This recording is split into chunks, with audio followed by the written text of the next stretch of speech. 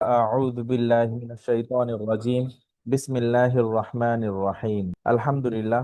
আল্লাহ তাআলার কাছে অশেষ অশেষ শুকরিয়া যে আল্লাহ তাআলা রমজান মাসে এটি গুরুত্বপূর্ণ রাতে আমাদেরকে কোরআন শেখার জন্য একটি প্ল্যাটফর্মে একত্রিত হওয়ার তৌফিক দান করেছেন। এর জন্য শুকরিয়া আদায় করি, আলহামদুলিল্লাহ। তো আমাদের গতকালকে যে এই পড়াটি চলছিল, যদি আমরা একটু দেখি, সেটি ছিল আমরা নুন সাকিন এবং তানভিনের গুণনার পড়েছিলাম আর কি।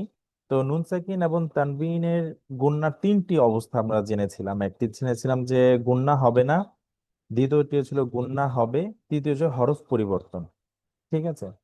তো আশা করি আলহামদুলিল্লাহ আমরা অনেকেই এটি পড়েছি। আজকের পড়া হচ্ছে হলো আমরা এতদিন মিম সাকিনের গুণনা এবং নুন সাকিন এবং গুণনার যে পার্ট, এটা শেষ করেছি আলহামদুলিল্লাহ।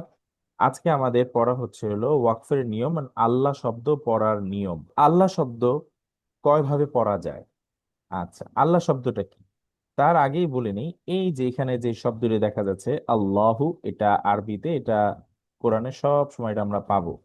ঠিক আছে। এটা কি মূলত আল্লাহ শব্দ বলে বা লফজুল আল্লাহ। এই আল্লাহ দুই ভাবে পড়া যায় তেলাওয়াতের সময়। কখনো এটি মোটা তাকফিম করে পড়তে হয়। আর মোট কথা হচ্ছিল আল্লাহ শব্দটা দুই ভাবে পড়া যায়, মোটা করে পড়া যায় আর পাতলা করে পড়া হয়, দুই ভাবে পড়া হয়। তো কখন হুম। কোন সময় পড়া হয় এটা আমরা এখন দেখি। প্রথম নাম্বার হচ্ছে আল্লাহ শব্দের আগে যদি জবর অথবা পেশ থাকে তখন সেটা ল মোটা করে পড়তে হয়। হ্যাঁ। আর দুই নাম্বার হচ্ছে আল্লাহ শব্দের আগে যদি জের থাকে তখন সেটা লা পাতলা করে পড়তে হয়। ঠিক আছে। তাহলে আমরা একটু উদাহরণ দিয়ে দেখি আল্লাহ শব্দ মোটাটা কখন হয়। যেরকম এখানে ক্বালাল্লাহু। ঠিক আছে। এই যে আল্লাহ শব্দকে জবর ধরেছে, হ্যাঁ, আল্লাহ শব্দের আগে জবর এসেছে, তো এর জন্য ক্বালাল্লাহু। ঠিক আছে, ল হবে, লা হবে না। তারপর হচ্ছে হলো এখানে আমরা দেখতেছি নাসরুল্লাহি। এই যে আমরা বলেছিলাম কি আল্লাহ শব্দের শুরুতে যদি জবর অথবা পেশ হয়, এটা হচ্ছে হলো কখন মোটা হয়। আচ্ছা, এবার দেখি আল্লাহ শব্দ পাতলা হবে কখন। যেমন এখানে লেখা আছে ফি সাবিলিল্লাহি, কারণ আল্লাহ শব্দের শুরুতে জের এসেছে।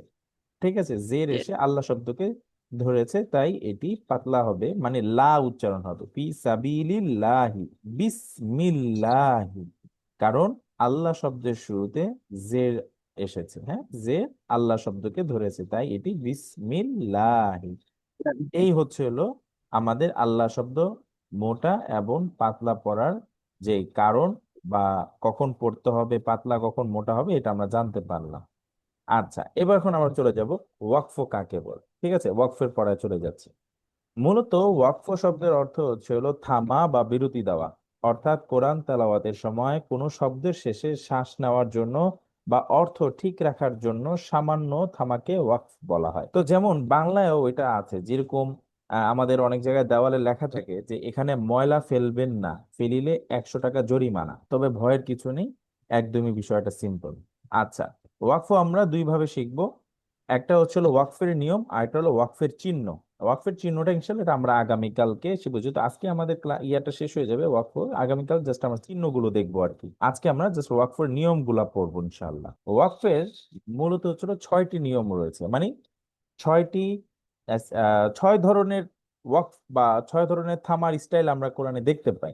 এক নাম্বার যেই ওয়াকফের যে নিয়মটা, সেটি হচ্ছে হলো ওয়াকফের আগে কোনো হরফ আসলে সেটা সাকিন জজম হয়ে যায়। বাস এটা প্রথমে মাথায় নিতে হবে যে ওয়াকফের আগের হরফ সব সময় সাকিন হয়ে যায়, জজম হয়ে যায়। যেমন এখানে আমরা দেখতেছি ফার গবে, এখানে তো অলরেডি জজম দেওয়া আছেই, তারপরেও ফার গবে এখানে আমি দিয়ে দিয়েছি। তারপর এখানে দেখা যাচ্ছে যে দুই পেশ আছে, কিন্তু আহাদে, ওয়াকফের আগের হরফ জজম হয়ে যায় আহাদে। তারপরে হচ্ছিল ইদা হাসাদে, যদিও শেষে জবর আছে, তো ওয়াকফ হওয়ার কারণে শেষের হরফটি জজম হয়ে গিয়েছে। তারপর এখানে দেখছি বিরাব্বিন নাস, ওয়াকফের আগের হরফ জজম হয়ে যায়। কাফিরুন, জবর থাকা সত্ত্বেও এটি জজম হয়ে গেছে। বিসসবেরি, দেখেন কেমন জজম হয়, জবর মানে দুইটা জজম একসাথে হবে, মানে কি বিসসবর, বিসসবের, মানে সব হবে সাথে একটু এরকম ভাইব আসবে। কিন্তু সবেরি হবে না কিন্তু, সবর, সবর। আচ্ছা, তারপর হলো ওয়াল ফাতহু। এখানেও দেখেন জজম থাকা সত্ত্বেও দুইটা জজম হয়ে যাবে, কিন্তু ফাত, ফাত, জাস্ট হার একটা ভাইব আসবে, ফাতহু হবে না, ফাত। তারপরে হচ্ছে হলো এখানে ওয়ামরাআতু। ঠিক আছে, এখানে ছোট একটি ত দেখা যাচ্ছে, এটা কিন্তু এক ধরনের একটা ওয়াকফ। যেহেতু আমরা বলেছি যে আগামীকালকে ওয়াকফের চিহ্ন নিয়ে আলোচনা করব, সুতরাং এখানে এই জন্য আমি আগামীকালকে ইনশাল্লাহ আমরা ছোট তটা দেখবো আর কি। তবে এটা এতটুকু জেনে নিই, এটা ওয়াকফ। ঠিক আছে, ওয়ামরাআতু, এই হাটা কি জজম হয়ে গিয়েছে। তার মানে এক নম্বর নিয়ম কি, ওয়াকফের আগের হরফ জজম হয়ে যায়। এমনকি কোরআনে ম্যাক্সিমাম বলতে গেলে 75% ওয়াকফ সাকিন হয়ে যায়। ঠিক আছে। আচ্ছা, এইবার আমরা দ্বিতীয় যেই আহ নিয়মটা এটা দেখি। দ্বিতীয় নিয়ম এখানে লেখা আছে, গোলতা ব্যতীত দুই জবর বিশিষ্ট কোনো হরফের পর ওয়াকফ হলে সেখানে আলিফ মাদের মতো অল্প টেনে থামতে হয়। আচ্ছা, এবার একটু দেখি। এই দেখুন, আমরা রুলসটার দিকে ফলো না করে এই শব্দগুলোর দিকে ফলো করি। দেখেন এখানে দুই জবর আসছে। ঠিক আছে, কেন আমি গোলতা বাদ দিলাম, গোলতা ব্যতীত কেন বললাম? কারণ কোরআনে আমরা যেমন সামনেই আসবে, গোলতার উপরেও কিন্তু দুই জবর থাকে, কিন্তু দুই জবর থাকা সত্ত্বেও গোলতাটা এইরকম সফা করা হয় না, এটা হা হয়ে যায়। ওটা ভিন্ন আরেকটা নিয়ম, এটা আমার সামনে আসবে। মোট কথা হচ্ছিল, গোলতা ব্যতীত যদি আমি দেখি দুই জবরের পরে আপনার এই যে ওয়াকফ হয়েছে, তখন সেটা আলিফ মাদের মতো হয়ে যাবে। এই যে জবরের বাম পাশে খালি আলিফ যেরকম আমরা পড়তাম, ফা আলি জবর ফা, এরকম হয়ে যাবে সফা। ঠিক আছে, তবে কাদে হা, অনেকে বলবে যে দুই জবরের পরে ওয়াকফ হইলে সেটা আলিফ মাদের মতো টেনে পড়তে হয়, কথা ঠিক আছে। তবে গোলতার ক্ষেত্রে এ তো কনফিউজ হয়ে যাবে, কারণ গোলতার মধ্যে অনেক সময় দুই জবর থাকে। তারপর হলো আফওয়াজা, তাওয়াবা। ঠিক আছে, মোট কথা হচ্ছে যে গোলতা ব্যতীত দুই জবরের পরে যদি ওয়াকফ আসে তাহলে কি হবে, এটা আলিফ মাদের মতো টান দিয়ে পড়তে হবে। দুই জবরের ক্ষেত্রে দেখতে হবে, এটা গোলতা হওয়া যাবে না কিন্তু। হ্যাঁ, পরের যে নিয়মটা এটাই আমি নিয়ে এসেছি, গোলতার পরে জি। ওয়াকফ হলে জজমালা হা হয়ে যায়। মানে এই যে দেখেন, হা মিয়া তান, দেখছেন দুই জবর আসছে, তারপরেও কিন্তু জি। এখানে হা মিয়া তান আর হা মিয়া তা হবে না, হা মিয়া। তারপরে হচ্ছে হলো আমরা দেখতেছি যে আলিফ মাদ, আলিফ মাদ এবং মাদের হরকত মানে খারা জবর, একদম ঠিক খারা জবরের পর ওয়াকফ হলে তার আপন অবস্থায় উচ্চারণ হয়, মানে কোনো ধরনের পরিবর্তন হয় না। যেমন জিলজালাহা, আলিফ মাদ আসছে, আসকালাহা, আলিফ মাদ আসছে, আখবারাহা, কোনো চেঞ্জ নেই, মালাহা, কোনো চেঞ্জ নেই। তারপরে যেখানে খারা জবর এসেছে মনে রাখতে হবে, শুধু খারা জবর, ইয়ানহা, ফাহাদা, বিত্তাকওয়া, তারপর হলো সাজা।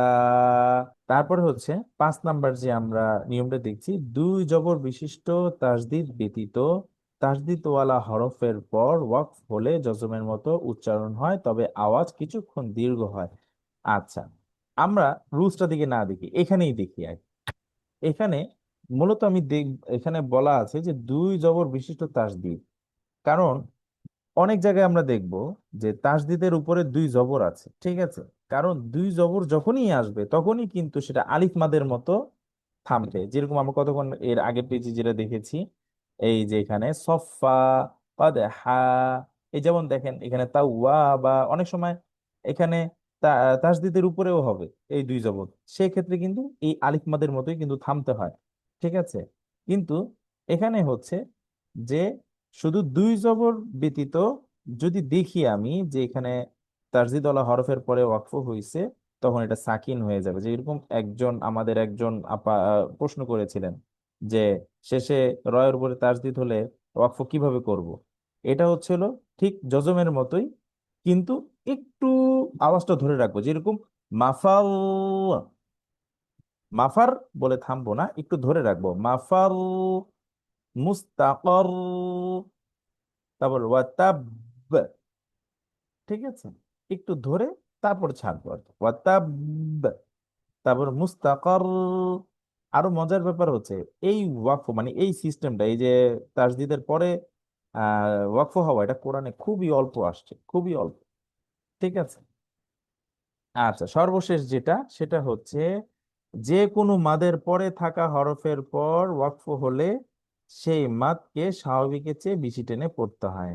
যেমন এটা সব জায়গায় পুরো কোরআনেই, যেটা মাদের হরফের পরে হরফের পরে কি আসছে, এখানে ওয়াকফ হয়েছে, যার কারণে এটা একটু দীর্ঘ টান দিতে হবে। আলামিন, ওয়াহুরুন ঈন, মাদের হরফ ইয়ার পরে ওয়াকফ হয়েছে। পরে হলো মাক নুন, ওয়াও মাদের পরে ওয়াকফ হয়েছে, মানে ওয়াও মাদের পরে একটি হরফের পরেই ওয়াকফ হয়েছে। তারপর হলো ইনসান, ঠিক আছে, দীর্ঘ টান হবে একটু, হ্যাঁ। তারপর হলো আর রহমান, কারণ এখানে মাদের হরকত আসছে, মাদের হরকত, কারণ এখানে অলরেডি নিয়মে কিন্তু লেখাই আছে। ঠিক আছে। মাদের মানে মাদ, যে কোনো মাদ, যে কোনো মাদের পরের হরফের পরে যদি ওয়াকফ হয় তখনই সেটা দীর্ঘ টান হয়ে যায়। ঠিক আছে। এই হলো 6টি নিয়ম। তো অনেকে বলবেন যে হুজুর এটা তো মনে রাখা একদমই সম্ভব না, মনে রাখার একদমই প্রয়োজন নাই। আমি বলতেছি এই ওয়াকফের নিয়মগুলো মনে রাখার প্রয়োজন। খালি আমি একটা রিকোয়েস্ট করব, এই যে এই অনুশীলন, যেটা অনুশীলনের যে পেজ, এটা খালি আপনি পড়বেন। এটা আপনি 3 থেকে 4 বার 5 বার পড়বেন। এটা হলো আমার আজকে সাজেশন। আপনি যখন 5 বার পড়তে যাবেন, প্রথমবারই আপনার আসবে যে এটা আমি কিভাবে ওয়াকফ করব, তখন আপনি নিয়মটা দেখে নেন। নিয়মটা দেখলেই বাস, ও তার মানে এটা এরকম হবে, আহাদ, আপনি শব্দটা মাথার ভিতরে ঢুকান। আপনি যদি এটা 5 বার পড়েন, তাহলে আপনি কোরআনের যে কোনো ওয়াকফের ক্ষেত্রে আপনি বুঝে ফেলবেন যে ও এটা তো এটা সিমিলার, এটা তো এরকম হবে। ঠিক আছে। এই হলো মুলিয়া। তো যেহেতু এখানে আমি অনুশীলনেও সেই শব্দগুলি নিয়ে এসেছি যেটা আমরা মাত্র ক্লাসে দেখলাম আর কি। ঠিক আছে। আচ্ছা। তো ইনশাল্লাহ আগামী ক্লাস, আমাদের ক্লাস আজকে এতটুকুই। আগামী ক্লাসে আমরা ইনশাল্লাহ ওয়াকফের চিহ্নগুলো আর সূরা ইখলাস আর সূরা কাফিরুন বানান এবং অনুশীলন করব। আমাদের কিন্তু কোরআন শিখার যত ধরনের নিয়ম, আমরা কিন্তু সবগুলো নিয়ম করে ফেলেছি। একদম বেসিক, যেটা একদম ডিপ ডাউনে যাইনি, তাও যেটা না হলে না, সবগুলো আলহামদুলিল্লাহ প্রায় 95% আমি নিয়ে এসেছি। ঠিক আছে। আর সবচেয়ে বড় কথা হচ্ছে কোরআন শিখার মধ্যে কোরআনের রুলস গুলো খুব সহজ, তবে অনুশীলনটা খুব হাই। খুব যত প্র্যাকটিস করব তত আমার সহজ হবে, তত আমি ভালো করে ইনশাল্লাহ করতে পারবো। আচ্ছা। তো আজকে ক্লাস আজকে এতটুকুই। ইনশাল্লাহ আগামী ক্লাসে আমরা ওয়াকফের চিহ্ন এবং সূরা কাফিরুন এবং একটি সূরা কাভার করব, এবং যেসব বিষয়গুলো আলোচনা আমরা ইনশাল্লাহ আলোচনা করব, যেরকম কোনখানে মাদ হচ্ছে, কোনখানে হয়েছে, এক হিসেবে আমরা অনুশীলন করব আর কি, প্র্যাকটিস করব।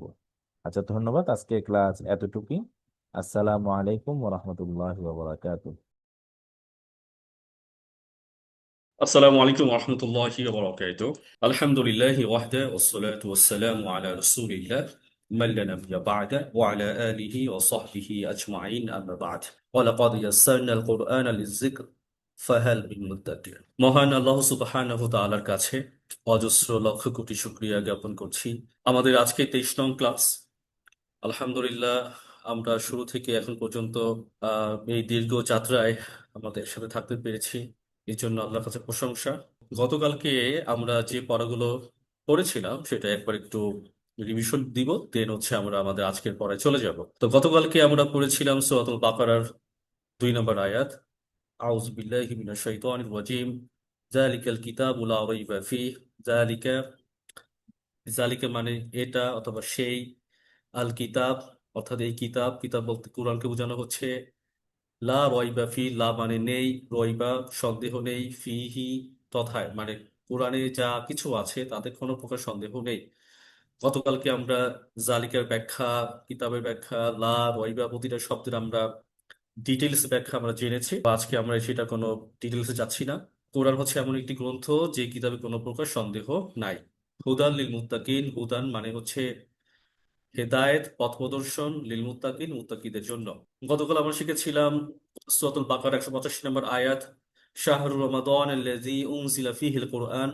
শাহরু মাস, রমাদান রমাদান মাস, আল্লাযী যেটি, উনজিলা যেখানে নাজিল করা হয়েছে ফিহি তথায়, অর্থাৎ রমাদান মাসে নাজিল করা হয়েছে কাকে? আল কোরআন, কোরআনকে। তাই কোরআনটা কি? কোরআনটা হচ্ছে হুদাল লিন্নাস, এটা মানব জাতির জন্য হেদায়েত, মানব জাতির জন্য একটা পথ নির্দেশ, গাইডলাইন, গাইডবুক।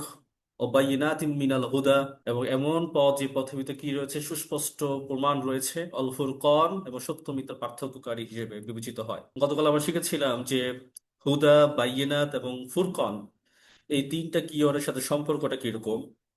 আমরা জেনেছি হুদা হচ্ছে পথ নির্দেশ, আমাদের পৃথিবীতে আমরা এসেছি, আমাদের গন্তব্য কোথায়, আমাদের কোথায় যেতে হবে, আমাদের আলটিমেট গোলটা কোথায়, সেই গোলটা সম্পর্কে আমরা জানতে পারি কোরআনটা পড়লে। আমরা জানতে পারি যে আমাদের গন্তব্য হচ্ছে আল্লাহর কাছে যেতে হবে। গন্তব্য কি? গন্তব্য আল্লাহর কাছে যেতে হবে কিসের মাধ্যমে? তার ইবাদত করার মাধ্যমে। আমা খলাকাতুল জিন্না ওয়াল ইনসা ইল্লা লিয়াবুদুন।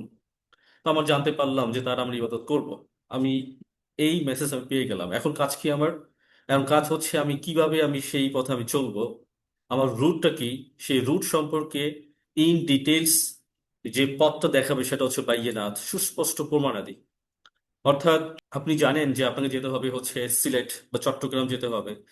এখন সেই আপনি আপনি জেলে গেলে চট্টগ্রাম যেতে হবে, সেই চট্টগ্রাম যাওয়ার রুট কোনটা, সেই রুট কোন রুটে কি কি আছে না আছে, ইন ডিটেইলস যে ব্যাখ্যাগুলো লেখা থাকবে সেটা হচ্ছে হলো বাইয়িনাত মিনাল হুদা। সেই হেদায়েতের আপনার সুস্পষ্ট প্রমাণাদি পাবেন হচ্ছে বাইয়িনাতে। হলো ফুরকান, ফুরকান হচ্ছে সত্য মিথ্যা পার্থক্যকারী। অর্থাৎ এমন চেতনা, এমন বুঝ আল্লাহ সুবহানাহু ওয়া তাআলা আপনার ভিতর দান করবেন যে আপনার কাছে সত্য এবং মিথ্যা সেটা হচ্ছে দিবালোকে নেই, সেই পার্থক্য তৈরি হয়ে যাবে। গতকাল শিখেছিলাম সূরা জুমার 39 নম্বর সূরা 23 নম্বর আয়াত। আল্লাহু নাজ্জালা আহসানাল হাদিস, আল্লাহ নাজিল করেছেন আহসানাল হাদিস, সর্বোত্তম বাণী, সর্বোত্তম বক্তব্য, সর্বোত্তম হাদিস। কিতাবাম মুতাশাবিহা, এটা এমন একটি কিতাব যেটা হচ্ছে সাদৃশ্যপূর্ণ। মাসানিয়া, যেটি কিনা বারবার পুনরাবৃত্তি হয়।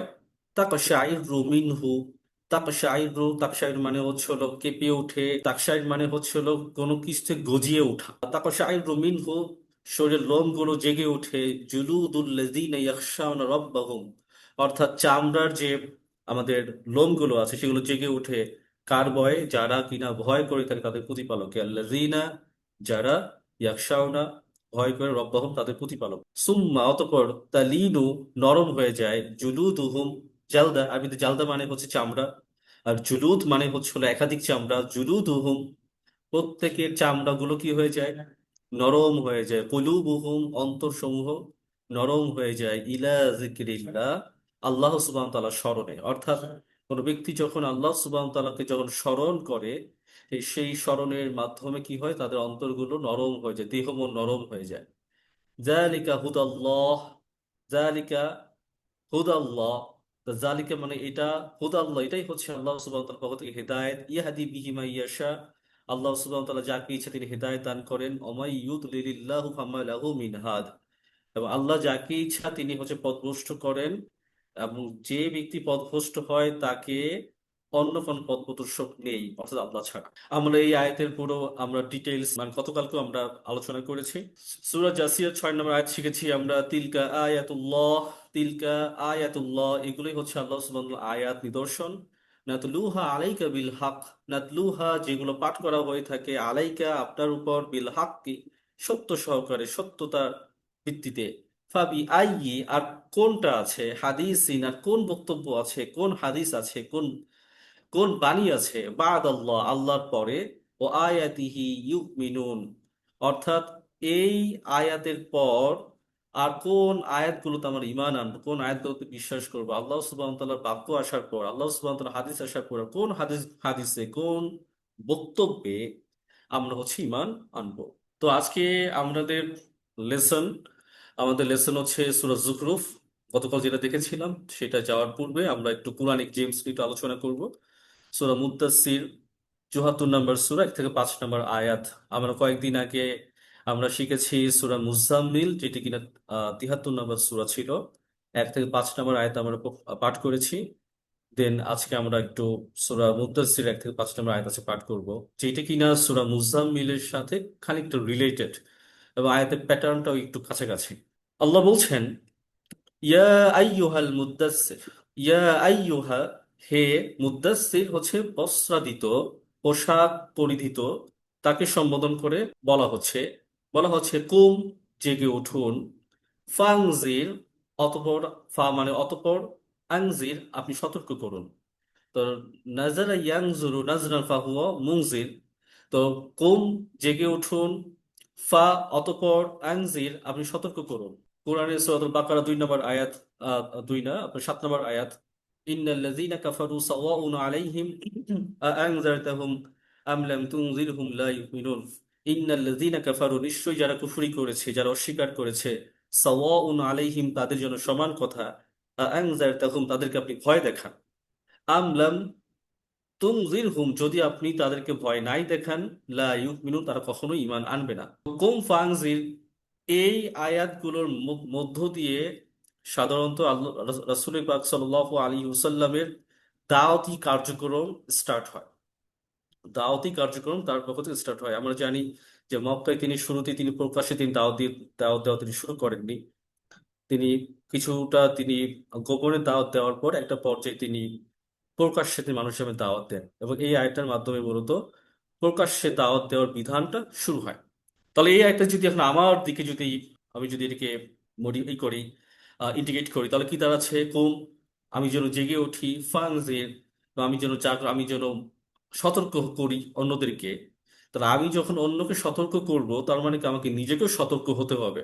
রাসূল সাল্লাল্লাহু আলাইহি ওয়াসাল্লামের বক্তব্য আছে, এটা হচ্ছে আপনার তিরমিজির হাদিস, যে সেই ব্যক্তির জীব আগুনের কাছিতে কাটা হবে যে ব্যক্তি অপরকে ভালো কথা বলে অথচ নিচে করে না, অপরকে বলে নিজে ইবাদত করার কথা বলেও আপনি ইবাদত করুন, এটা করুন, সেটা করুন, ওটা করুন, উপদেশ, কিন্তু নিজের বেলা সেই উপদেশকে সে বাস্তবায়ন করে না, তাদের জীবকে আগুন কাছিতে কাটা হবে। মানে জাহান নামের তো অনেক শাস্তির প্যাটার্ন আছে, এটা একটা প্যাটার্ন।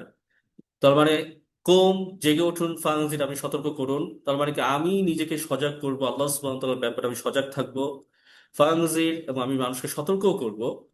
রব্বাকা, অ, আর, অথবা এবং, রব্বা বা রব, কা, কা মানে হচ্ছে আপনি, মানে বা আপনার, আপনার রবের, আপনার প্রতিপালকের, বা কাব্বের, অথবা আপনি কি করুন, আপনি তাকবীর ঘোষণা করুন। তাকবীর মানে হচ্ছে শ্রেষ্ঠত্ব, বরত্ব ঘোষণা করুন। ও সিয়াবাকা, আর সিয়াব, সিয়াব মানে হচ্ছে হলো কাপড়, পোশাক। ও সিয়াবাকা আপনার পোশাককে, বা ফাতাহহিরিক, তাহলে ফাতাহহির, ফা মানে অতঃপর, তহহির মানে হচ্ছে আপনি পবিত্র করুন, অর্থাৎ আপনার পোশাককে আপনি পবিত্র রাখুন।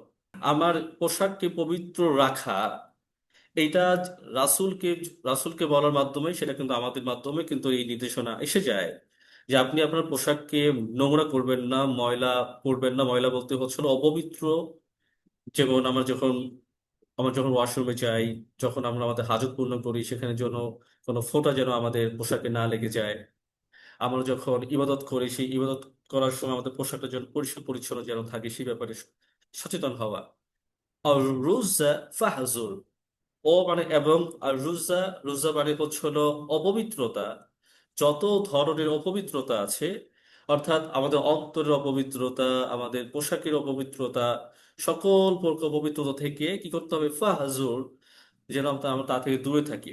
তো হাজারা ইয়াহজুর থেকে এসে ত্যাগ করা, মাহাজুরুন, তাহলে ত্যাগ করতে হবে সকল প্রকার অপবিত্রতা থেকে, আমাদেরকে ত্যাগ করতে হবে সকল প্রকার অপবিত্রতা, অর্থাৎ আমাদের দেহের এবং পোশাক, আমাদের দেহের এবং আমাদের অন্তরের সকল ধরনের অপবিত্রতা থেকে আমাদেরকে দূরে রাখতে হবে। আমাদের আজকের পড়া হচ্ছে সূরা যুখরুফ, 43 নম্বর সূরা, 43 এবং 44 নম্বর আয়াত। বলা হচ্ছে ফাস্তামসিক বিল্লাযী উহিয়া ইলাইক ইন্নাকা আলা সিরাতিন মুস্তাকিম। অতএব আপনার প্রতি যা ওহী করা হয়েছে তা আপনি দৃঢ়ভাবে আঁকড়ে ধরুন। ইন্নাকা আলা সিরাতিন মুস্তাকিম, নিশ্চয়ই আপনি সঠিক সহজ সরল পথে উপর অধিষ্ঠিত আছেন। ওয়া ইন্নাহু লাযিকরুল লাক, নিশ্চয়ই এই কুরআন আপনার জন্য একটি উপদেশ। অলি কওমিক, এবং আপনার যে সম্প্রদায় আছে, আপনার যে উম্মত, এবং সারা পৃথিবীর মানুষদের জন্য হচ্ছে এই কোরআনটা হলো উপদেশ। ওয়াসাউফা তুসআলুন, আর অচিরেই এই ব্যাপারে সবাইকে জিজ্ঞাসিত করা হবে। তো আমরা একটু শব্দ শব্দ চলে যাব। এই আয়াত জুড়ে আমাদের মোট 3টি শব্দ হচ্ছে নতুন শব্দ, ফাস্তামসিক, সাউফা এবং তুসআলুন, এবং বাকি যে শব্দগুলো আছে সেই শব্দগুলো আমরা প্রিভিয়াস কোন কোন আয়াতের মাধ্যমে শিখে এসেছি। ফাস্তামসিক, ফাস্তামসিক মানে হচ্ছে হলো দৃঢ়ভাবে আঁকড়ে ধরা। এখানে একটা হচ্ছে হলো ফা, ফা জবর ফা মানে হচ্ছে হলো অতএব, তারপর ইস্তামসিক, আপনি আঁকড়ে ধরুন। এই আরবি শব্দটির মূল যে তিনটা অক্ষর সেটি হচ্ছে হলো আপনার মিম, তারপর হচ্ছে আপনার সিন, তারপর হচ্ছে কাফ। তাহলে মিম সিন কাফ যখন আসে আরবিতে, তখন এইটার অর্থগুলো সাধারণত হয় কোনো কিছু দীর্ঘক্ষণ ধরে কোনো কিছুকে, দীর্ঘক্ষণ ধরে যখন কোনো কিছু অবস্থান হয় তখন সেটাকে বোঝায়। যেমন আরবিতে হচ্ছে হলো মাসাকা। এই মাসাকা মানে হচ্ছে অনেকক্ষণ ধরে যা থাকে বা যা ধরে রাখা হয়। তারপর হচ্ছে কি, আমি যদি বলি হচ্ছে হলো মিস্ক। মিস্ক মানে সুগন্ধি। তো সুগন্ধি যখন আমাদের পোশাকে যখন লাগাই তখন কিন্তু সেটা অনেকক্ষণ ধরে সেই ঘ্রাণ কিন্তু শরীরে লেগে থাকে। আবার এই মিম সিন কাপ দিয়ে শব্দ তৈরি হয় হচ্ছে গিয়ে আপনার হচ্ছে মাসাকা বা মিসাকা। এটার মানে হচ্ছে আপনার হলো দারিদ্রতা বা দরিদ্র বা অসহায় ব্যক্তি। তাহলে আমরা জানি যারা দরিদ্র বা যারা অসহায় ব্যক্তি সেটা কিন্তু 2-3 দিন 4 দিনের ব্যাপার না, অনেকক্ষণ দীর্ঘ দিন ধরে বা দীর্ঘ বছর ধরে যে একই ধরনের লাইফস্টাইল জীবনাচরণের মধ্য দিয়ে যাচ্ছে, আর্থিক রসনালে পড়ে আছে, সে ব্যক্তিকে আমরা বলি হচ্ছে হলো মাসাকিন। সেখানে কিন্তু মিম সিন কাপ কিন্তু আছে। আবার ইমসাক। ইমসাক মানে হচ্ছে বিরত থাকা, আরবিতে ইমসাক মানে হচ্ছে বিরত থাকা, সেখানে কিন্তু মিম সিন কাপ কিন্তু আছে। তাহলে এই যে ফাস্তাম সিক মানে কি, আঁকড়ে ধরো। বিল্লাজি কাকে, এটিকে মানে হচ্ছে কোরআনকে। ও হিয়া, যা ওহী করা হয়েছে, ইলাইকা আপনার প্রতি, অর্থাৎ আপনার প্রতি যা ওহী করা হয়েছে আপনি সেটাকে আঁকড়ে ধরুন। ইন্নাকা আলা সিরাতিন মুস্তাকিম। ইন্নাকা মানে হচ্ছে নিশ্চয়ই আপনি, ইন্না মানে নিশ্চয়ই, কাপ মানে মানে হচ্ছে আপনি, আলা মানে উপর, সিরত মানে পথ, মুস্তাকিম মানে সরল পথ। মুস্তাকিম শব্দটি ইস্তিকামাত থেকে আসে, যে পথের উপর আমরা ইস্তিকামাত থেকে আমি অবিচল থাকি। অর্থাৎ আমার সব পথ হচ্ছে একদিকে, বাট আমি যে পথে হাঁটবো সেই পথ থেকে আমি কোনোভাবে বিচ্যুত হব না, আমি আমার পথের উপর আমি অবিচল। সেটা হচ্ছে মুস্তাকিম, অর্থাৎ সহজ সরল পথে আমি কি আছি, আমি অবিচল আছি। অর্থাৎ ইন্নাকা আলা সিরাতি মুস্তাকিম, নিশ্চয়ই আপনি সঠিক সরল পথে আপনি অবস্থান করছেন বা আপনি অধিষ্ঠিত আছেন। ও ইন্নাহু, ও ইন্নাহু শব্দটি আপনার এখানে মোট তিনটা শব্দ আছে। একটা হচ্ছে হলো আরেকটা হচ্ছে হলো ইন্না, আরেকটা হচ্ছে আপনার হু। তাহলে মানে হচ্ছে হলো আপনার এবং, ইন্না মানে নিশ্চয়ই, আর হু মানে হচ্ছে হলো এটি। এটি মানে কোনটাকে, কাকে বোঝানো হচ্ছে, কোরআনকে বোঝানো হচ্ছে। ও ইন্নাহু, নিশ্চয়ই কোরআন, নিশ্চয়ই এটি, লাজিক্রুন। লাজিক্রুন এটা স্মরণ বা এটা হচ্ছে উপদেশ। লাকা কার জন্য, আপনার জন্য। এটি হচ্ছে আপনার স্মরণ, এটি হচ্ছে আল্লাহর স্মরণ, এটি হচ্ছে আল্লাহর জিকির, এটি হচ্ছে আল্লাহর উপদেশ। লাকা কার জন্য, আপনার জন্য। তাহলে এটি হচ্ছে স্মরণ কার জন্য, এটি হচ্ছে স্মরণ বা এটি হচ্ছে উপদেশ আপনার জন্য, এটি উপদেশ। অলি কওমিকা, এবং শুধু আপনার জন্যই নয়, অলি কওমিকা, একই সাথে আপনার যে সম্প্রদায়ের জন্য, আপনার কওমের জন্য। তো আমরা গত ক্লাসে আলোচনা করেছিলাম যে কওম মানে সম্প্রদায় বুঝায়। কওম আপনার বলতে তিন ধরনের আমরা সেন্স পাই। এক নম্বর সেন্স হচ্ছে আমি যে জাতিভুক্ত, সেটা একটা কম। যেমন আমি বাঙালি, তো বাঙালি একটা জাতি, তাহলে এটা একটা কম। কেউ অ্যারাবিয়ান, অ্যারাবিয়ান একটা জাতি, অ্যারাবিয়ান একটা কম। কেউ অস্ট্রেলিয়ান, অস্ট্রেলিয়ান একটা জাতি, এটা কম। আবার আমরা একই এলাকায় যারা বসবাস করি, কেউ ধানমন্ডি থাকে, কেউ রামপুরা থাকে, কেউ হচ্ছে কি আপনার মিরপুর থাকে, কেউ টুঙ্গি থাকে, যে যে এলাকায় থাকুক না কেন, সেই এলাকার লোকজনরা কিন্তু একটা কম। তাহলে এখানে বলে কওমিকা দ্বারা কাকে বোঝানো হচ্ছে, এখানে রাসূলকে উদ্দেশ্য করে যে বলা হচ্ছে যে আপনার কম। এখানে আল্লাহ বলতে পারতেন যে ও উম্মাতিকে বা আপনার উম্মতের জন্য। আল্লাহ এখানে না বলে কওমি মানে শব্দটি ব্যবহার করেছেন, তার মানে এখানে আল্লাহ সুবহানাহু ওয়া তাআলা একটা বৃহৎ সেন্স রয়েছেন যা তিনি আমাদেরকে বোঝাতে চান।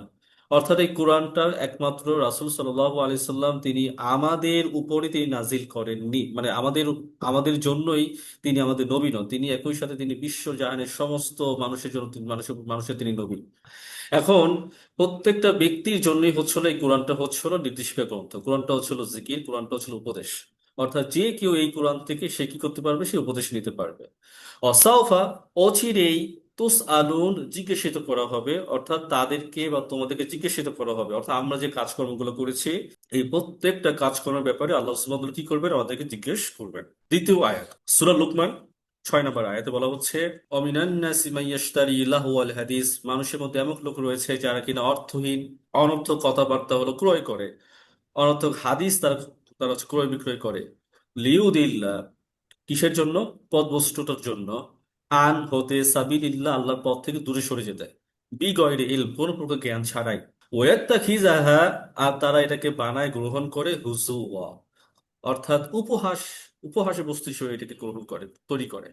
উলাইকা লাহুম, সেই সমস্ত লোকেরা হচ্ছে, লোকেদের জন্য রয়েছে আযাব, শাস্তি, মুহিন, লাঞ্ছনাকর, অপমানজনক শাস্তি রয়েছে। 7 নম্বর আয়াতে আল্লাহ বলছেন, ও ইজা তুতলা আলাইহি, ও ইজা, যখন তুতলা পাঠ করা হয়, আলাইহি, আপনার, মানে আপনার সামনে, আয়াতুন, আল্লাহ সুবহানাহু ওয়া তাআলার নিদর্শনকে, ওয়াল্লা, তখন অনেকে মুখ ফিরিয়ে নেয়, মুস্তাকবিরা, অহংকার বশত, কাআল্লাম, যেন তা ইয়াসমাহা, কাআল্লাম ইয়াসমাআহা, যেন তা কিছুই শুনেনি, কাআন্না ফি উযুনাইহি ওয়াকরা, যেন তার কান ভারী হয়ে আছে, ভারী বোঝা হয়ে আছে। ফাবাশ ফাবাশশিরহু বিআযাবিন আলিম, সুতরাং তাকে আপনি যন্ত্রণাদায়ক শাস্তি সুসংবাদ দিন। আমরা চলে যাব শব্দে শব্দে। অমিনা, অমিনা মানে হচ্ছে মানুষের মধ্য থেকে, অমিনান নাস, মানুষের মধ্য থেকে এমন লোক রয়েছে, মান, যে কিনা, ইয়াশতারি, ইয়াশতারি হচ্ছে আমাদের জন্য নতুন শব্দ। ইয়াশতারি, ইয়াশতারি মানে হচ্ছে যে কিনা ক্রয় করে, যে কিনি কিনে নেয়। লাহওয়া, লাহ মানে হচ্ছে অনর্থক জিনিস, অর্থহীন জিনিস, অনর্থক কাজ, অনর্থক বস্তু। লাহওয়াল হাদিস, তা লাহ তারা কি, এটা কি জিনিস, বস্তু, না কাজ? বলা হচ্ছে আল হাদিস, অনর্থক কথা, অনর্থক বক্তব্য। তাহলে এখানে শুধু হাদিস বলতে শুধু বাণী বুঝায় না, হাদিস বলতে আইডিওলজি বুঝায়। হাদিস শুধু বক্তব্য বা কওলই বুঝায় না, হাদিস বলতে একটা আইডিওলজিকে বোঝানো, মানুষের কোনো চিন্তা, চেতনা, ভাবনা, যে ভাবনা দীর্ঘ বছর, দীর্ঘ সময় ধরে লালন করতে করতে এটা একটা সময়কে অন্তরে গেঁথে যায়। মানুষ তখন সেই আইডিওলজি থেকে সে তখন কখনো বেরোতে পারে না, অধিকাংশ ক্ষেত্রেই, ইল্লা মাশাআল্লাহ। তাহলে মাইয়াশতারি, যে কিনা ক্রয় করে, গ্রহণ করে, লাহুয়া, অর্থহীন জিনিস, আল হাদিস, অথবা অর্থহীন হাদিসকে, অর্থহীন বক্তব্যকে, অর্থহীন ধারণাকে। লিউদিল্লা, কেন গ্রহণ করে নেয়? লিউদিল্লা, যাতে সে পথভ্রষ্ট হয়ে যায়। আন, আন মানে থেকে, সাবিলি, সাবিল মানে পথ, কার পথ? আল্লাহ, আন সাবিলিল্লাহ, আল্লাহর পথ থেকে সেই জন্য পথভ্রষ্ট হয়ে যায়। বি গয়ের, বি মানে আপনার প্রতিভা, আপনার গয়ের মানে ছাড়া, কোনো প্রকার ছাড়া, এলম, এলমিন, অর্থাৎ এলম ছাড়া, কোনো প্রকার এলম ছাড়াই সে আল্লাহর পথ থেকে সে আস্তে করে সে হলো বেরিয়ে যায়। ওয়াত্তা খিজা, হ্যাঁ, তা ইত্তাখিজা, খুস, খুস মানে হচ্ছে গ্রহণ করা, আখাজা মানে হচ্ছে আমি গ্রহণ করি, ইয়া খুজ মানে সে গ্রহণ করে, ওয়াত্তাখিজা হা, গ্রহণ করা হয়, হা, হা মানে কোন আয়াত সমূহকে, তারা কোন আয়াত সমূহকে গ্রহণ করে, হুজু ও, উপহাস বস্তু, উপহাস মানে উপহাসের বস্তু হিসেবে। উলাইকা, উলাইকা মানে তারাই, ওই সমস্ত লোকেরাই, লাহুম, লাহুম মানে তাদের জন্য কি রয়েছে? আযাব, তাদের জন্য রয়েছে শাস্তি, তাদের জন্য রয়েছে আযাব, তাদের জন্য রয়েছে শাস্তি। এই শাস্তিটা কেমন? শাস্তিটা হচ্ছে মুহিন, অপমানজনক, সেই শাস্তিটা হচ্ছে অপমানজনক, লাঞ্ছনাকর। ও ইজা তুতলা আলাইহি আয়াতুনা, ও ইজা, আর যখন, তুতলা, তিলাওয়াত করা হয়, অধ্যয়ন করা হয়, পাঠ করা হয়, আলাইহি, তার কাছে, আয়াতুনা, আমাদের আয়াত সমূহ, অল্লাহ, তখন তারা কি করে? তখন তারা মুখ ফিরিয়ে নেয়। মুস্তাকবিরন, তারা শুধু মুখ ফিরিয়েই নেয় না, তাদের একটা, তাদের একটা এক্সপ্রেশনস তারা কিন্তু তাদের সামনে প্রদর্শন করে, সেটা হচ্ছে মুস্তাকবির, এমন ভাব নেয়, দম্ভ ভরে, অহংকার বশত অহংকার করে, তার মুখ ফিরিয়ে নেয়। কাআল্লাম, কাআন মানে যেন, লাম মানে না, কাআনলাম যেন না, ইয়াসমাহা, ইয়াসমাউন মানে হচ্ছে শোনা, শ্রবণ করা। তা ইয়াসমা যেন সে শুনে না, মানে ইয়াসমাহা অর্থাৎ শুনি, যে লাম ইয়াসমা মানে শুনেনি, লাম মানে না, ইয়াসমা শুনে না, হা মানে তা, তা বলতে কোরআনে যে আয়াতগুলো যে পাঠ করা হইলো সেই যেন তা কিছুই শুনেনি। কান্না যেন, ফি মধ্যে, উজুনাইহি, তাহলে উজুন মানে হচ্ছে হলো, মানে উজনুন মানে কান, আর যখন সেটা উজনুন থেকে যখন জালের উপর যখন পেশ হয়ে যায় উজুনুন, তখন ওইটা হয়ে যায়, এটা হচ্ছে বহু বচন বা দ্বিবচন, দুই কান। তা ফি উজুনাইহি, তাদের মানে দু কানে, যেন, যেন তা কিছুই শোনেনি। অকর, অকর মানে হচ্ছে সেটা ভারী হয়ে যায়, সেটা বোঝা হয়ে যায়। অর্থাৎ তাদের সামনে যখন কোরআন আয়াতগুলো যখন পাঠ করা হয়, অধ্যয়ন করা হয়, তাদের সামনে যখন পেশ করা হয়, তাদের অস্থির লাগে, তাদের কানটা খুব ভার লাগে। অর্থাৎ তাদেরকে এগুলো শুনতে তার ভালো লাগে না, তারা তার শুনতে এটা, তার অন্তরে তার জ্বালা পড়া শুরু হয়ে যায়। ফাবাশশির হু, ফা মানে অতঃপর, বাশশির সুসংবাদ দিন, হু তাকে। তাই ফাবাশশির, ফা মানে অতঃপর, বাশশির মানে সুসংবাদ দিন, হু মানে তাকে। ফাবাশশির হু, তাকে সুসংবাদ দিন, বি আজাব, বি মানে প্রতি বা দ্বারা, আজাবিন শাস্তির, তাহলে শাস্তি দ্বারা তাকে কি দিন, শাস্তির প্রতি তাকে আপনি সুসংবাদ দিন। এই শাস্তিটা কেমন? আলিম, আলিম মানে হচ্ছে যন্ত্রণাদায়ক, খুবই ভয়াল, খুবই বিরাট, ভয়াবহ। তো তাকে আপনি ভয়াবহ বা যন্ত্রণাদায়ক শাস্তির সুসংবাদ দিন। অর্থাৎ যে লোকদের সামনে কোরআন আয়াত পাঠ করার পর যেন তারা এমন ভাব ধরে যেন তারা কিছুই শোনে নেই। সূরা জাসিয়ার 8 নম্বর আয়াতে আমরা আগে পড়েছিলাম, ইয়াসমাউ আয়াতিল্লাহি তুতলা আলাইহি সুম্মা ইউসিরু মুস্তাকবিরান কাআল্লাম ইয়াসমাআহা ফাবাশশিরহু বিআযাবিন আলীম। যখন মানুষের সামনে আল্লাহ সুবহানাহু ওয়া তাআলার কথা, আল্লাহ সুবহানাহু আয়াতগুলোকে যখন পাঠ করা হয়, তখন তারা এমন ভাব ধরে, এমন এমন আচরণ করে, তারা গর্ব ভরে, তারা দম্ভ ভরে, তারা হচ্ছে যেন আল্লাহর কোন আয়াত তারা কিছুই তারা শুনতে পায়নি। তো হে নবী, আপনি সুসংবাদ দিন, তাদের জন্য হচ্ছে বিরাট ভয়াবহ শাস্তি। তো একইভাবে এই আয়াতগুলো যখন আমার যখন মানুষের সামনে যখন পেশ করব, তা আল্লাহ সুবহানাহু ওয়া তাআলা আমাকে বলছেন, আপনাদের বলছেন, আমাদের সবাইকে বলছেন, তোমরা সুসংবাদ দাও সেই সমস্ত লোকদেরকে, তাদের সামনে যখন কোরআনের আয়াতগুলো যখন পাঠ করা হয় তাদের আচরণ যদি এরকমটাই হয়, তাহলে এদের জন্য রয়েছে ভয়াবহ শাস্তি। চলে যাচ্ছে আমরা পরবর্তী সূরা, সূরা নাহল 98 নম্বর আয়াত, 16 নম্বর সূরা। فَإِذَا قَرَأْتَ الْقُرْآنَ فَاسْتَعِذْ بِاللَّهِ مِنَ الشَّيْطَانِ الرَّجِيمِ। অতএব যখন আপনি কোরআন পাঠ করবেন তখন অভিশপ্ত শয়তান থেকে আল্লাহর কাছে আশ্রয় প্রার্থনা করবেন। ফাইজা, ফাইজা ফা মানে অতঃপর, ইজা মানে যখন, ফা মানে অতঃপর, ইজা মানে যখন, অতঃপর যখন, করাতা, তো করা শব্দটি আসে করা ইয়াকরাউ কুরআনান ফাহুয়া মাকরুউন। তাহলে ফাইজা অতঃপর যখন, করাতা আপনি পাঠ করবেন বা তুমি পাঠ করো, কাকে পাঠ করি? আল কোরআন, কোরআনকে। তো অতঃপর যখন তুমি কোরআন পাঠ করো, কি তাহলে? ফাস্তাইজ, ফা মানে অতঃপর, ইস্তাইজ মানে আশ্রয় চাও, ফা মানে অতঃপর, ইস্তাইজ তুমি আশ্রয় চাও, কার কাছে? বিল্লাহি আল্লাহর কাছে। তা তুমি আল্লাহর কাছে আশ্রয় চাও, মিন, মিন মানে থেকে, শাইতন শয়তান থেকে, অর্থাৎ শয়তান থেকে তুমি আল্লাহর কাছে আশ্রয় চাও। সেই শয়তান কেমন? রজিম, সেই শয়তানটা হচ্ছে বিতাড়িত, অভিশপ্ত। যার কারণে কোরআন পাঠ করার আগে আউযু বিল্লাহি মিনাশ শাইতানির রাজিম বলে পাঠ করাটা ওয়াজিব। আমরা যখন কোরআন পাঠ করব তখন তার আগে আমরা আউযু বিল্লাহি মিনাশ শাইতানির রাজিম, আল্লাহ সুবহানাহু ওয়া তাআলার কাছে শয়তান থেকে আমরা আশ্রয় চাইব। এর কারণ হচ্ছে হলো, কারণ পৃথিবীর যত বক্তব্য আছে সকল বক্তব্যের চেয়ে শ্রেষ্ঠ বক্তব্য হচ্ছে আল কোরআন। যে কোরআন হচ্ছে উপদেশ, কোরআন হচ্ছে জিকির, এবং এই কোরআনের মাধ্যমে কোরআনের আয়াত সমূহ, কোরআনের বক্তব্যগুলো যখন মানুষের সামনে বারবার শোনানো হয়, বারবার শোনানো হয়, তখন সেই শব্দগুলো মস্তিষ্ক থেকে অন্তঃকরণে তখন গেঁথে যায়। আর এটা শয়তান কখনোই চায় না যে মানুষ কোরআন শুনুক। তো মানুষ যেন কোরআন থেকে যখন বিরত থাকে, এটা শয়তানের প্রথম কাজ, যেন হচ্ছে মানুষ যেন কোরআন থেকে যেন দূরে থাকে। শুধু কি মানুষ, আপনার শুধু কি জিন বা শয়তান, মানুষ রূপী যে শয়তানগুলো আছে, মানুষ রূপী যে আপনার শয়তানের আচরণগুলো যারা করে থাকে, তারাও চায় না কোরআন মানুষ পাঠ করুক। কারণ কোরআনের ভিতরে মূল আপনার পাওয়ার, সেই শক্তি, যে শক্তি, যে নূর, নূরের মাধ্যমে মানুষকে আল্লাহ সুবহানাহু ওয়া তাআলা হেদায়েতের পথে নিয়ে আসতে পারেন। তাই কোরআন যখন আমরা পাঠ করব, অবশ্যই আল্লাহ সুবহানাহু ওয়া তাআলার কাছে আমরা আশ্রয় চাইব। ফাস্তাইজ অতঃপর আপনি আশ্রয় চান, বিল্লাহি আল্লাহর কাছে, মিনা মানে মিন, মিন মানে থেকে, আর শয়তান মানে শয়তান থেকে। শয়তান কেমন? শয়তান হচ্ছে আর রজিম, রজিম মানে হচ্ছে বিতাড়িত বা অভিশপ্ত, যাকে আল্লাহ সুবহানাহু ওয়া তাআলা তাড়িয়ে দিয়েছেন, তাকে বলা হয় রজিম। আমার চলে যাচ্ছে পরবর্তী আয়াত, সূরা আরাফের 204 নম্বর আয়াত। ওয়াইজা কোরিয়াল কোরআনু ফাস্তামিউ লাহু ওয়া আনসিতু লাআল্লাকুম তুরহামুন। অর্থাৎ ওয়াইজা যখন কোরিয়া পাঠ করা হয়, কাকে পাঠ করা হয়? কোরআনকে পাঠ করা হয়। ফা মানে অতঃপর, ইস্তামিউ অর্থাৎ তোমরা শ্রবণ করো, তোমরা শুনো, লাহু কাকে? অর্থাৎ কোরআনকে তোমরা শুনো, ও আনসিতু আর তোমরা সবাই চুপ থাকো, লাআল্লাকুম তুরহামুন যেন তোমরা দয়া লাভ করতে পারো, যেন তোমরা আল্লাহর পক্ষ থেকে রহমত লাভ করতে পারো। ও ইজা মানে যখন, কোরিয়া, কোরিয়া মানে পাঠ করা হয়, আল কুরআন কাকে পাঠ করা হয়? কোরআনকে পাঠ করা হয়। তাহলে যখন কোরআনকে পাঠ করা হয়, ফাস্তামিউ মন দিয়ে শুনো। তাহলে ফাস্তামিউ এটা কিন্তু আমরের সিগা, অর্থাৎ আমরের আমর বা আরবিতে আমর মানে হচ্ছে হলো আদেশ সূচক বাক্য।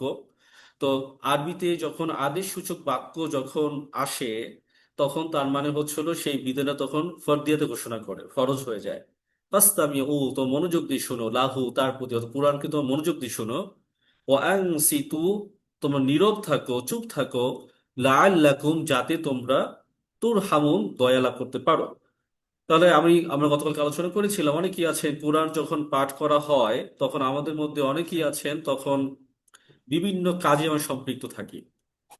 আমরা কোরআন শুনছি, ওই থেকে আমরা ঘর গুছাই, আমরা আরেকজন বন্ধুর সাথে কথা বলি, ওদের গেমস খেলি, ওই থেকে আমরা অনেক কাজগুলো করে থাকি। এইটা করার মাধ্যমে আল্লাহর বক্তব্যকে, আল্লাহর বাণীকে অশ্রদ্ধা করা হয়, আল্লাহর প্রতি অসম্মান করা হয়। এ কারণে রাসূলুল্লাহ জীবনে এমন কোনো দিন আসেনি যে দিনে আপনার কোরআন পাঠ করা হয়েছে অথচ অথচ রাসূল তিনি অন্যমনস্ক ছিলেন, তিনি অমনোযোগী ছিলেন, বা তিনি কোনো কাজে তিনি তিনি নিজেকে ব্যস্ত রেখেছেন। যখনই কোরআন আয়াত আসতো তিনি তিনি চুপ হয়ে যেতেন। আমরা চলে যাচ্ছি পরবর্তী আয়াত, সূরা ফুসসিলাত, 41 নম্বর সূরা, 26 নম্বর আয়াত। এই ফুসসিলাত আয়াতটির নাম হলো সূরা হামিম সাজদা। অনেকে এটা হামিম সাজদা বলে সম্বোধন করে থাকে। وقال الذين كفروا لا تسمعوا لهذا القرآن والغوا فيه لعلكم تغلبون।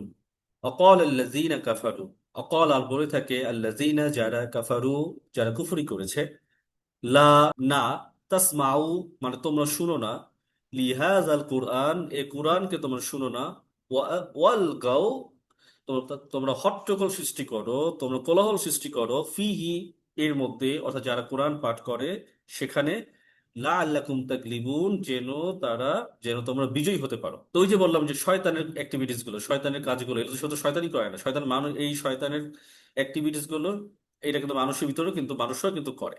অকলা, এবং বলল, আল্লাযিনা, যারা, বা অকলা, বা বলে থাকে, আল্লাযিনা, যারা, কাফারু, যারা কুফরি করেছে, যারা অস্বীকার করেছে। কাফারু মানে হলো কুফর করা বা অস্বীকার করা, ঢেকে রাখা, গোপন করা। অকল আল্লাযিনা কাফারু, যারা কুফরি করেছে, যারা কুফর করেছে, যারা অস্বীকার করেছে, যারা সত্যকে ঢেকে রেখেছে, লা তাসমাউ, লা, শুনো না, লা মানে না, তাসমাউ, শুনো না, তোমরা শুনো না, লিহাজা, এইটির, কার, আল কোরআন, কোরআনের, অর্থাৎ এই কোরআনে তোমরা কোনো কিছুই শুনো না। অল গাও, বড় হট্টগোল সৃষ্টি করো, শোরগোল সৃষ্টি করো, ফিহি, এর মধ্যে, অর্থাৎ কোরআন যখন পাঠ করা হচ্ছে, কোরআনের আলোচনার ভিতর তোমরা কি করো, হরগোল সৃষ্টি করো। লাআল্লাকুম, যাতে তোমরা তাগলিবুন, জয়ী হতে পারো, যাতে করে তোমরা বিজয়ী হও। তা চমৎকার একটি আয়াত আমরা আজকে জানলাম, যেটি হলো যারা কুফরি করে, যারা কাফের, এদের আচরণ মূলত মানুষের কোরআন থেকে বিচ্ছিন্ন করে দেওয়া। কোরআনের আওয়াজ যে তাদের কানে না যায়, কোরআনের বক্তব্য, কোরআনের মেসেজ যেন তাদের যে কানে যেন না যায়, তাদের কাছে যেন না পৌঁছায়। কাফিরেরা মূলত এই প্রয়াস, এই প্রচেষ্টা সবসময় তারা চালাতো। তাহলে এই সকল গুণ যদি আমাদের ভেতরেও থাকে, তাহলে কিন্তু মানে ভয়াবহ অবস্থা। আল্লাহ সুবহানাহু ওয়া তাআলা আমাদের এই সকল বদগুণ থেকে আমাদেরকে রক্ষা করুন। তাহলে আমরা চলে যাচ্ছি আগামীকালকের পড়াতে। Next class preview. আগামীকালকে আমরা পড়বো ইনশাআল্লাহ সূরা আনামের 6 নম্বর সূরা, 159 নম্বর আয়াত। ইন্নাল্লাযীনা ফাররাকু দীনাহুম ওয়া কানু শিয়আন লাস্তা মিনহুম ফি শাইইন ইন্নামা আমরুহুম ইলাল্লাহি সুম্মা ইউনাব্বিউহুম বিমা কানু ইয়াফআলুন। ইন্নাল্লাযীনা, নিশ্চয়ই যারা, ফাররাকু, ভাগ করে দিয়েছে, দীনাহুম, তোমাদের দিনকে, অকানু, তাদেরকে, মানে সেই সকল শিয়া, শিয়া মানে লোকেরা, দলেরা, লাস্তা, নেই, মিনহুম, তোমাদের সাথে, ফিসাইন, কোন প্রকার, অর্থাৎ কোন প্রকার সম্পর্ক তোমাদের সাথে নেই। ইন্নামা আমরুহুম, নিশ্চয়ই তাদেরকে জানানো হবে, ইলাল্লাহি, আল্লাহর পক্ষ থেকে, সুম্মা, অতঃপর, ইউনাব্বিউহুম, তাদেরকে অবগত করা হবে, বিমা কানু ইয়াফআলুন, যা তারা করত।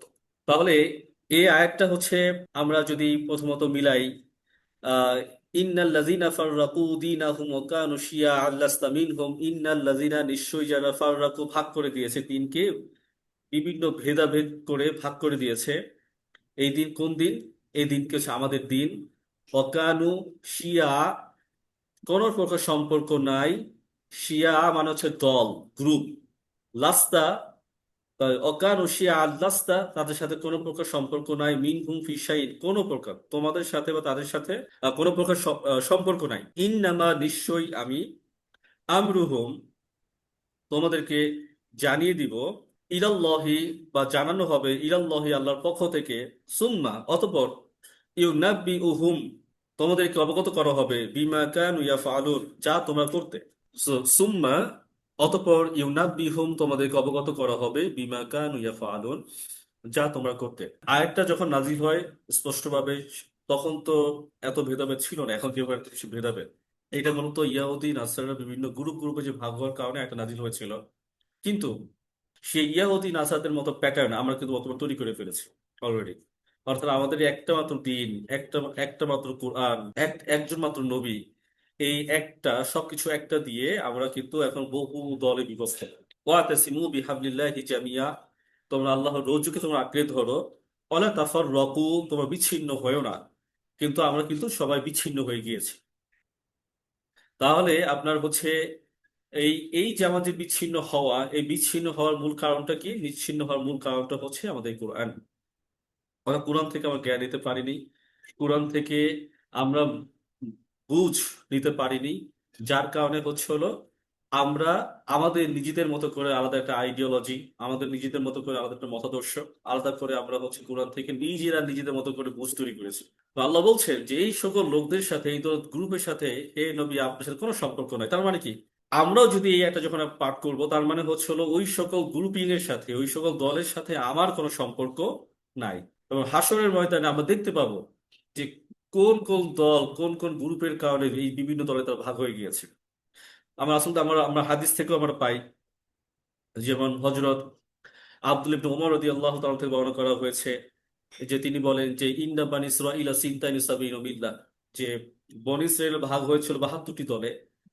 এবং ইন্না উম্মতি সালাসিউ সাবিয়ুন মিল্লাহ, এবং আমার উম্মতের ভাগ হবে 73টি দলে। কুল্লুহুম ফিন্নার, সব জাহান্নামী, ইল্লা মিল্লাত ওয়াহিদ, একটি দল ছাড়া।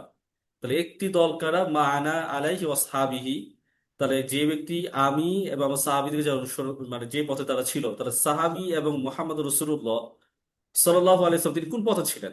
তিনি ছিলেন কোরআনের পথে। আল্লাহ সুবহানাহু ওয়া তাআলা কোরআন দিয়ে তাদেরকে সঠিক পথে তাদেরকে পরিচালিত করেছেন। তাহলে তারা যে পথে ছিলেন আমাদেরকে সেই পথে থাকতে হবে। আমরা যদি সেই পথে থাকি তাহলে আমরাও সেই একটি পথের ভিতরে থাকতে পারবো। আর এই সেই কোরআনের মত, কোরআনের দল, কোরআন ছাড়া যত গ্রুপিং আছে সকল গ্রুপিং হলো আপনার এক একটা শয়তানের রাস্তা, যে রাস্তাগুলো আপনাকে জাহান্নামের দিকে ধাবিত করবে। আমরা চলে যাব হচ্ছে পরবর্তী আয়াত, সূরা তওবার 9 নম্বর সূরা 31 নম্বর আয়াত। তাখাযু আহবারহুম ওয়া রুহবানাহুম আরবাবাম মিন দুনিল্লাহি ওয়াল মাসিহ ইবনা মারইয়াম ওয়া মা উমিরু ইল্লা লিয়াবুদু ইলাহা ওয়াহিদা লা ইলাহা ইল্লাহু সুবহানাহু আম্মা ইউশরিকুন। ইত্তাখাযু, ইত্তাখাযু মানে হচ্ছে গ্রহণ করে নিয়েছে, একসেপ্ট করে নিয়েছে, তারা নিজেদের, তারা বানিয়েছে আহবারহম। আহবারহম মানে হচ্ছে, এই শব্দটি মূলত হচ্ছে ইহবার বা রুহবা থেকে আসে। সূরা রুমের 30 নম্বর সূরা 32 নম্বর আয়াত, ওই আয়াতটারই আর হচ্ছে এই আয়াত, অর্থাৎ সূরা আপনার আনামে 159 নম্বর আয়াত এবং সূরা রুমে 32 নম্বর আয়াত সেম। এখানে একটা লেসন আছে, লেসনটা লাস্টের দিকে। মিনাল লাযিনা ফাররাকু, মিন মানে হতে, আল্লাযিনা যারা, অর্থাৎ সেই সকল লোকদের মধ্য হতে যারা, ফাররাকু ভাগ করে দিয়েছে, দিন আহম তোমাদের দিনকে, অকানু শিয়া বিভিন্ন দলে দলে গ্রুপে যারা ভাগ করে দিয়েছে, বিভিন্ন দলে পরিণত করে দিয়েছে।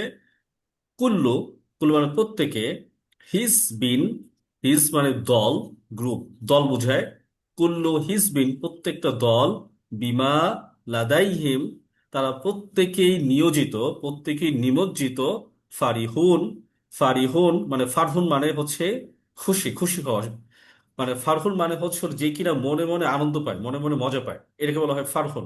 যেমন ঈদ, ঈদ যখন হয় তখন আমার মনে মনে আনন্দ পাই না, মজা পাই, এটাকে বলা হয় ফারহুন। কুল্লু হিজবিম বিমা লাদাইহিম ফারিহুন, তারা প্রত্যেকেই, প্রত্যেকে নিজ নিজ দলে সে খুশি আছে, সে আনন্দিত। তার মানে কি?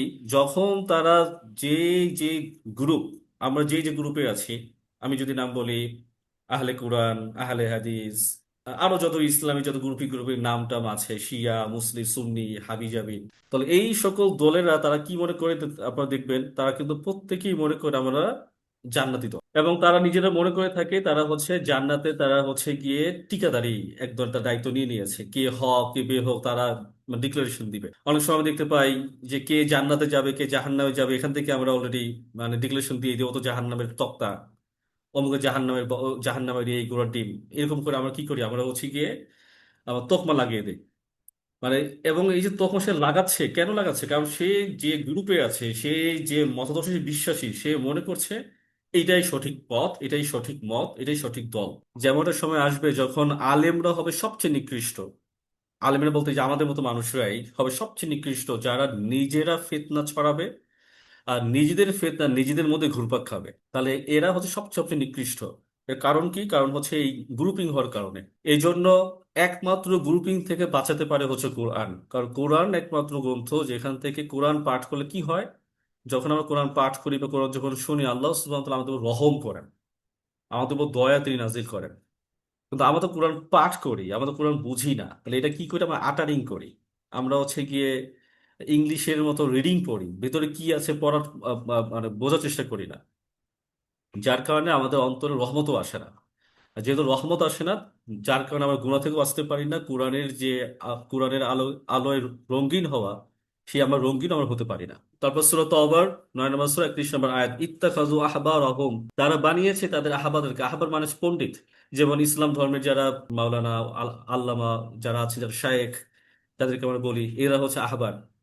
আপনারা যদি আমাকে যদি শায়েখ এরকম যদি ভাবেন, আমিও আপনাদের আহবার। এবং এই আহবাদেরকে, আহবাররা, এই আহবার সম্প্রদায় যারা আছেন, অধিকাংশ ক্ষেত্রে তারা ইসলামে তার 12টা বাজি ছাড়েন তারা। এবং অরুহবানাহুম, এবং সন্ন্যাসী বা পণ্ডিত যারা, সন্ন্যাসী টাইপের যারা, যারা হচ্ছে গিয়ে নিজেদেরকে দুনিয়া থেকে বিচ্ছিন্ন করে তারা সন্ন্যাসী তার জীবনযাপন তারা শুরু করে দিয়েছে।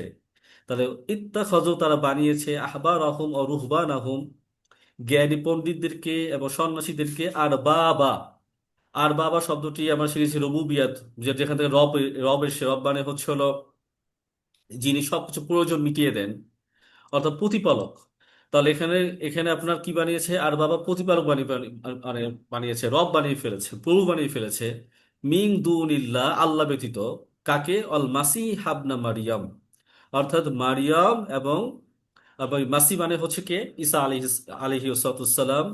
তো মরিয়মের পুত্র ঈসা, ঈসাকে তারা, এবং ঈসাকে তারা কি বানিয়েছে? তারা হচ্ছে রব বানিয়েছে।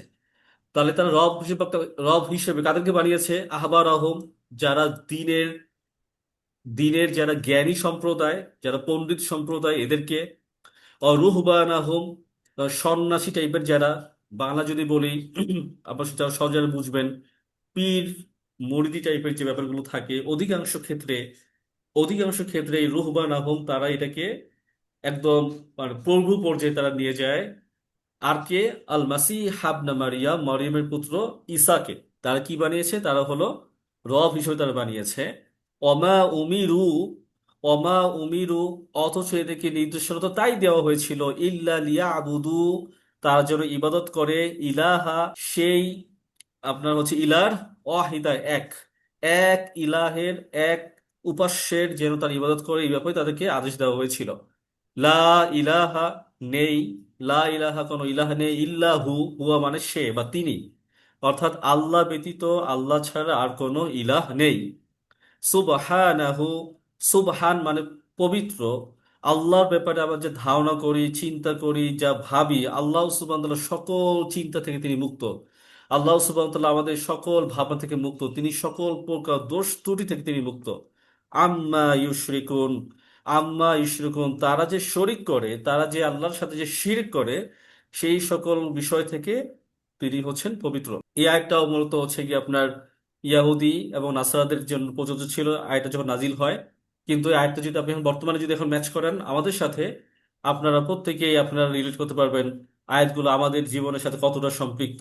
আমরা আমাদের জ্ঞানটাকে, আমাদের ইসলামের মূল থটস গুলোকে আমরা আমাদের কাউকে কাউকে দিয়ে দিয়েছি। তিনি যা বলবেন তাই আমরা শুনবো, তিনি যা নিষেধ করবেন তাই আমরা মানবো, এর বাইরে যাব না। তিনি আদৌ কি তিনি সত্য কথা বলছেন, তিনি আদৌ কি আমাদেরকে কোরআনের পথে পরিচিত করছেন কিনা, এই ব্যাপারে আমাদের কোনো ধার ধারণা না। তাহলে এই আয়াতটা কিন্তু সেটা কিন্তু ইন্ডিকেট করে। তারপর চলে যাচ্ছি আমরা সূরা আরাফের 7 নম্বর সূরা 3 নম্বর আয়াত।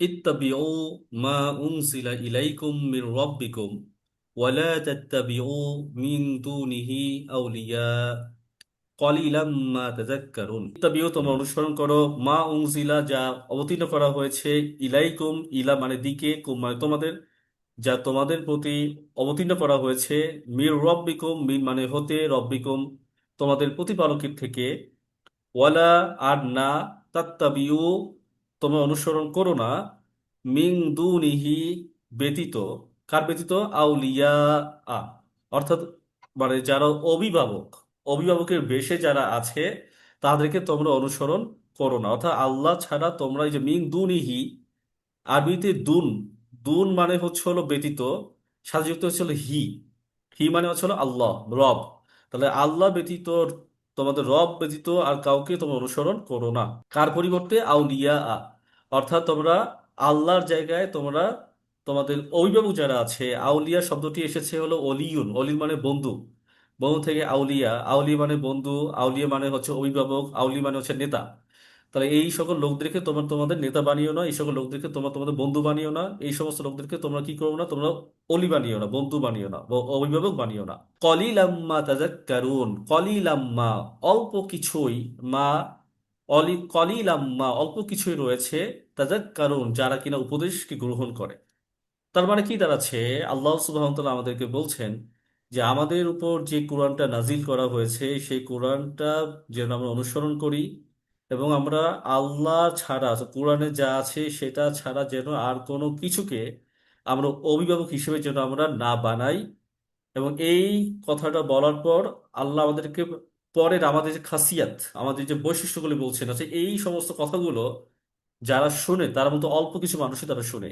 এই কথাগুলো সবাই শুনতে পায় না বা শুনে না কলিলাম মা তাযাক্কারুন অর্থাৎ তোমরা খুব অল্পই আছো যে এই উপদেশগুলো তোমরা গ্রহণ করে থাকো সূরা মায়দার 5 নম্বর সূরা 3 নম্বর আয়াত আল ইয়াউমা আকমালতু লাকুম দীনাকুম ওয়া আতমামতু আলাইকুম নি'মাতি ওয়া রাদিতু লাকুমুল ইসলাম দীনা আল ইয়াউমা আজ সেই দিন আকমালতু যা আমি পূর্ণ করে দিয়েছি লাকুম তোমাদের জন্য তোমাদের প্রতি দিন আকুম তোমাদের দিনকে ওয়াত মামতু দিন মানে কি জীবন ব্যবস্থা ওয়াত মামতু তো ওয়াত মাম শব্দটি এসেছে ইতমাম মানে হচ্ছে পূর্ণ করে দেওয়া ওয়াত মামতু আর আমি পূর্ণ করে দিয়েছি আলাইকুম তোমাদের উপর নিয়ামাতি আমার নিয়ামতকে আমার অনুগ্রহকে অরদিতু অরদিতু মানে হচ্ছে সন্তুষ্ট হয়ে যাওয়া আর আমি সন্তুষ্ট হয়েছি অরদিতু লাকুম তোমাদের জন্য ইসলামকে দিন হিসেবে অর্থাৎ